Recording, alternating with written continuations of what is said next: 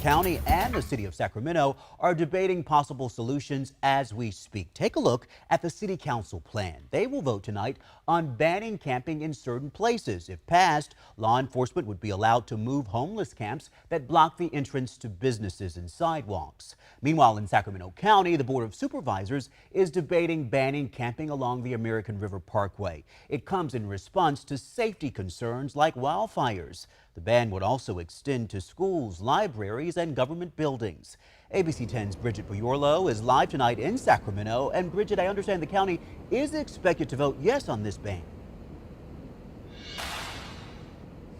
It's looking that way, Chris. Public comment is still going on, but at the last board meeting, it did advance this measure. And if it were to clear tonight, it will limit where the homeless can camp along the American River Parkway and other places.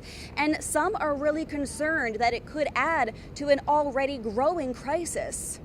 Joseph Smith never thought he'd become homeless, but in 2005 he found himself with no place to go but the American River Parkway. First it was the layoff, then it was the relationship and the affordability of a home no longer being feasible.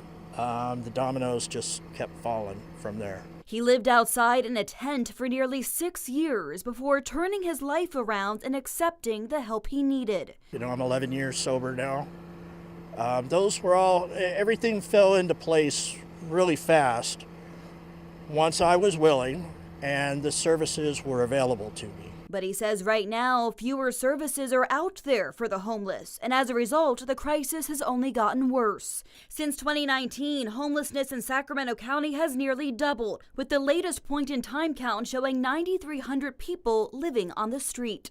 And now supervisors want to place restrictions on where camping is allowed, away from places like schools and libraries and the American River Parkway. The Parkway has been, experienced a lot of changes over the last couple years, not only the increase in campers, but the increase in violence, the increase in fires that are both damaging to the Parkway and dangerous. If the board approves a pair of homeless ordinances, it will allow park rangers and police to move camps and the people who live in them, even issue misdemeanors for those who refuse, something the county says is a last resort. This gives us another tool to be able to relocate them to another area. We're still committed to being able to find people solutions, give them services, address their mental health issues or their substance abuse issues. But opponents say the move does little to solve homelessness and could potentially displace the 2,000 people who call the Parkway home. The folks that are on the Parkway have been there for quite a long time, and if they're uprooted